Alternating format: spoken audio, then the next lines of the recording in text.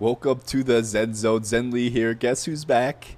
Back again. Kuji's back. Tell a friend, alright? And he's on the Nosfet Aero. His reviews are some of the best reviews. I mean, he really... But they are the best hype videos. He got me into riding. He is the, like... One of the guys that got me into riding. One of the... Man, his videos are amazing. Let's see what he's got. Alright. He's on the Aero. Oh, wow. He's got... What does he got? Oh, what does he have? Let's see, right there. Okay, he's got a Lynx. I think this is a Lynx. What is that? A Hero? I think this is a Hero. That's all messed up. A Nikola, my first wheel. Well, this is the Lynx right here. Maybe this is a Patton? Patton S, maybe? And this is the Lynx? Or maybe a Sherman? This is a V1 Sherman. Oh, I miss my V1 Sherman. I miss my Nikola too. I love how he keeps his wheels. That is awesome. So yeah, probably started with this one. Moved to the Sherman. And then Lynx, I think this is the Lynx right here. And this, yeah, this looks like a Patton. So, and this Hero, right? Is that a Hero? This is the only one I'm not certain about. But all right, let's watch. This is going to be a review of the Nosfet Aero, review. Okay. second wheel out of Nosfet. I think this wheel has actually gathered more attention than any of my other wheels I've ever had. Take a look at this thing. I've been riding this wheel for about 300 kilometers already. So wow, see, that's a review. That is, I love when people actually ride the wheel for multiple kilometers before they post a review. The current kind of content creators we have right now, no shade against them or anything like that, but they'll ride like less than 20 because a lot of times they want to resell the wheel right after they review it, so they don't want to put too many miles on it. I get it. It's part of the kind of thing going on in the U.S. right now. You know, you get a review. Not everybody either, but if the ones that know. But and there's not. What the heck is this pad setup? What is this pad setup? Why not just like cut it right here so it doesn't look so funny? He took the most beautiful wheel ever made and then made it ugly with his pad setup. What the heck? What is the point of that? This does nothing. Like, just cut it right here, because I mean, there's no connection here. What the heck, Kuji? Taken out, beaten. Wow, oh, that did the stairs really good. Oh, man, he really reviews the wheel. I love it. It only weighs 25 kilos, but it has suspension, a magnesium alloy housing, an 1100 watt-hour battery, 16-inch tire, a motor that goes up to 75 kilometers an hour. Whew, which means you could probably safely ride around 55 kilometers an hour, and max range of about 50 kilometers. Now, this wheel has been designed in collaboration with Leaperkim, which has put out a lot of good wheels. The designer of this wheel has designed many other wheels. You've probably seen the Kingsong S18. They introduced the Apex, which is right behind me, right there, just a few months ago. Unlike the Apex, this wheel is designed to be much more convenient. If you're going for long range and you need high speed, you probably should be looking at some of the other wheels with the bigger batteries and bigger tires. But in terms of convenience, this is going to be very, very competitive. The ultimate convenient wheel. Now I'd like to thank my sponsors, eWheels, Chill Innotech, and One Ride. They're reputable distributors of this wheel. That's where awesome. You can pre-order this wheel and I don't know order this one. any of the wheels behind me. All right, let's take it out for a spin. Let's do it. Let's go. So he is still in China. Woo. Yeah, look at that attention. Oh man, it is a zippy little wheel. What is that pad setup? Oh my god. The craziest pad setup I've ever seen. So I'm on my way to actually, no, I've seen crazier pad setups. Through this festival. I just really don't get crowded, it. And this is actually the perfect place to be riding a wheel like this. Yes, yes. I have zero use case for this wheel where I live because it's like big bunch of open space, and I have the Patton S, so it's like, nah. But if I was in Spain or Europe or somewhere congested like Southeast Asia, where I had to weave in and out of people and traffic, this wheel, man, is perfect for that. The pad setup, though. Come on, why? Yes, perfect. Looks like it might scrape pedals a little bit on tighter turns. It's kind of lower, which is good. I like lower. When you're too high up, man, it gets a little bit scary. It's running a low PSI too, huh? ultimate portable wheel, man. I love everything about it. The problem, as everybody knows, if you're in the U.S. right now and you order one, you might have to pay a lot for it. But let's wait and see. Maybe the tariffs will go away. It's not looking promising in that regard, 145%. So that puts this wheel at $3,200, which is more than the Patent S. It's like the price without the tariffs, $2,000 is such a good price. If you're in Europe or wherever, you can. I don't want to mention my discount codes for One Ride because apparently he's repping One Ride now too. And his affiliate link's probably in here. So use his affiliate link if you're going to get this wheel for One Ride. But, man, the price here in the U.S., $3,000 is too much. But $2,000 for that wheel is perfect.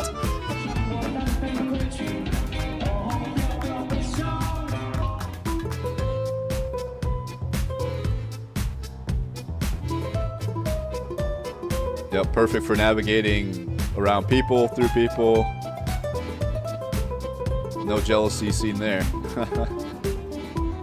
Much better, man. And see all these mopeds navigating through, those are kicking up like emissions. They're loud, they're annoying, they're not as convenient. And like being behind one, they spit like fumes in your face, causes breathing problems, all that stuff. With an electric unicycle, so much more efficient. But that bed setup is killing me, man. Look at that sharp turn. Wow, beautiful. The agility of this wheel. Oh, jumping over that. That would have been bad if you like hit that. I feel like a little ninja. Yeah. It's very quick. Little Ninja. That's a good name for this wheel. The Little Ninja. I mean, there was a good name too. Congested traffic and do it relatively safely. The torque is nice and strong, so I can just kind of boost through openings I see. In an environment like this, there's probably nothing faster. I guess the pad setup faster somewhere else. Gives a little bit of protection if it crashes forward. Oh my gosh. Kuji, what are you doing with that pad setup, brother? You're hitting the open road. Now, it's a completely different wow, yeah, feel. all those younger guys were looking.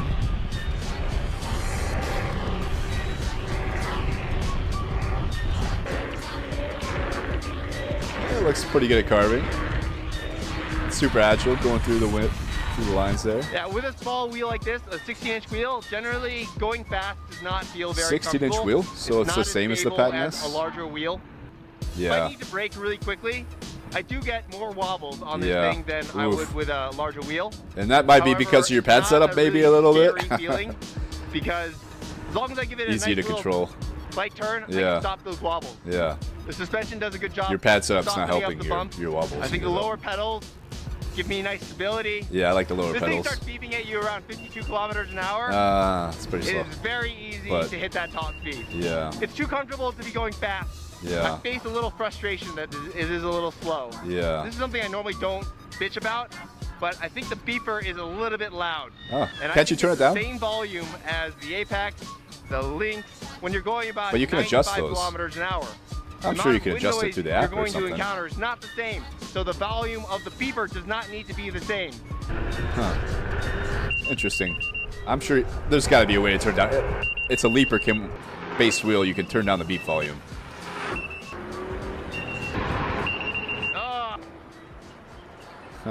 But those beeps will save your life. Especially on a wheel like that that's super powerful. You want to hear your beeps because you're going to have so much power that if you don't hear those beeps, you may keep going and cut out. And I'm pretty sure you could turn it down. Anybody know that if you could turn it down? I would bet money you can turn it down. If it's all Leaper Kim wheels, you can turn the beep volume down. And this is in collaboration with Leaper Kim. But the 16-inch wheel, I don't think it's technically a 16-inch wheel like the Patent or the V14. I think it's a little bit smaller.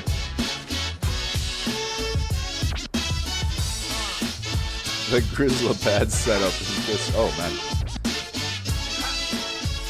Okay, I like this. This is a review. He is going over some of the negatives, but the beep is weird. Pretty damn strong.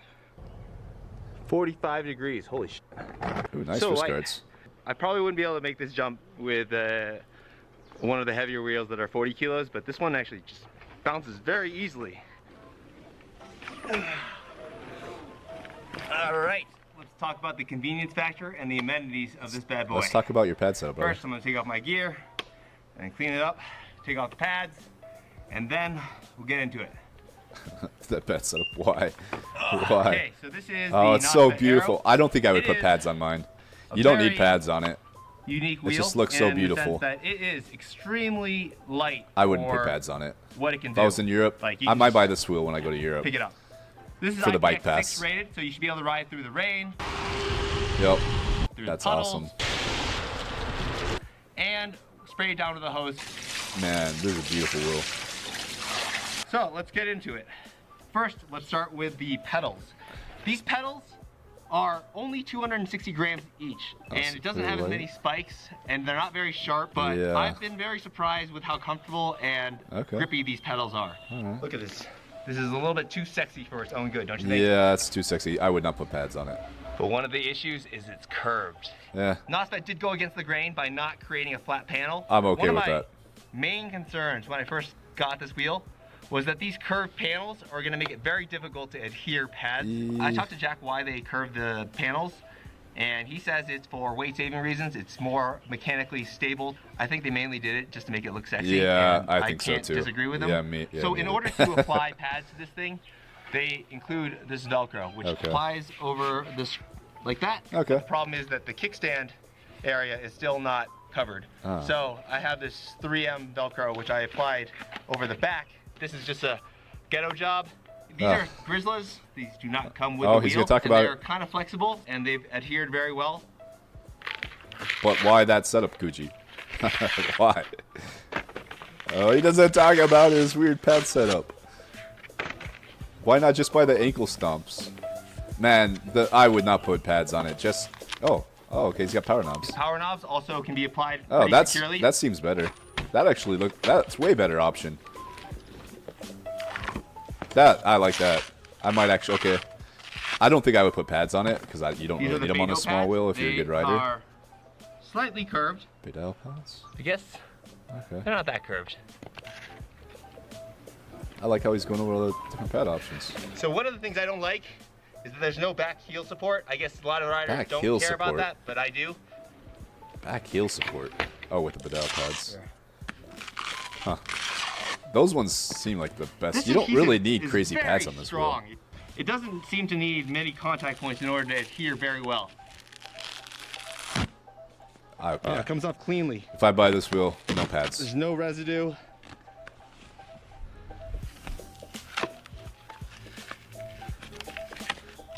Now the pads don't exactly stay flush with the side curvature, but they do adhere securely. My favorite riding wheels are generally 20-inch high-speed wheels, and they weigh at least 40 kilos. And that is a very big difference to a 25-kilo vehicle like this. Right. Carrying this feels very light. First, you can That's pick it the up thing, from the portability. front handle and the Carrying rear it up the handle. stairs. You can pick it up from the middle. I love that handle right there. I think the most comfortable way is grabbing the front and the kickstand. Man, he really tested this wheel. But you might find your hand getting a little dirty. I find all the grips on this thing pretty comfortable. There is a spin kill button, technically. You press it once, it disables it, the P comes on. I actually don't like the spin kill function. If it's moving at all and you press it, it doesn't work. If you're on a hill, it won't turn itself off with the spin kill button. But if you hold the power button, it'll turn off. And now if you pick this thing up without the spin kill or turning it off, turning it off with the power button is convenient enough. Now another interesting thing they did was that all of these grips on the top are actually part of the I trolley love handle. that. That's so cool. Man, Electric Dreams has Now got the trolley the handle can design be unlatched of from wheels. the bottom Such an amazing design. or the top. I think the easiest way to use the trolley handle is just to grab it from the back, pick it up, and spin it around. Okay. Dude, that's awesome. One of the things I don't like about the trolley handle is that it is a friction lock. So Friction basically there's no latching mechanism at the top. So if you're pushing it too hard, like that, you can get it to fall down. Overall, I think the trolley handle is comfortable to use. Yeah. And the arms serve You're as probably never a really knee ever gonna shin use it. protector. Nice Even kickstand. if I tap it this way, to the side, Pretty pretty stable. stable. So the kickstand works nice. Now on the top, there's a display with some buttons. Here you can configure a bunch of things. I'm not going to go into too much detail. So Maybe you first can button change your serves beep. as a spin kill. Maybe you should go to But if detail. you long Change your press the beeps. spin kill button, you go into the settings menu. Here Wait, you can wait. configure Speed a bunch alarm of things. settings. Maybe it's not. Maybe you can't. And more. The I third don't button know. is the Should be headlight able control. to change so your if you tap beeps. it, turns on the headlight, brighter, brighter, off. Okay, let's go. Let's I actually don't like this triple headlight setting. It really just needs on and off. The last button is the power button, which you can just turn off. Okay. Now, one of the things that I really appreciate, it's a very small thing, is the tactile feedback of these buttons. Very satisfying to click. Okay, nice buttons. I took a small tumble while I was riding around, and it just like kissed the rock right on top and smashed the display. Oof.